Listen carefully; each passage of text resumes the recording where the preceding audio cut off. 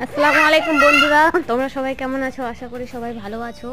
দেখো তোমরা ঈদের মাংস খেতে অনেকেই কুরবানির মাংস খেয়ে অনেকটা বিরক্ত হয়ে গেছে, মুখে স্বাদ চলে গেছে। তাই মুখে স্বাদ আনার জন্য আমি এই পদ্ধতিতে একটা জিনিস রান্না করে দেখাচ্ছি আপনাদেরকে। দেখুন, প্রথমে আমি পেঁয়াজ মরিচটাকে ভালো করে ভুনে নেব।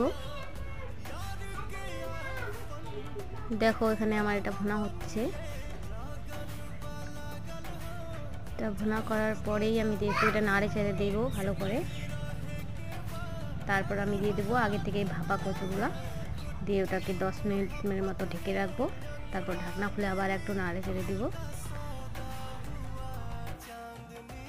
আবার একটু ঢেকে দিব,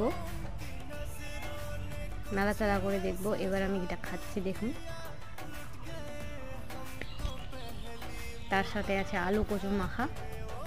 এটা কিন্তু অসাধারণ খেতে। যারা যারা আমার ভিডিওটাকে সাবস্ক্রাইব করোনি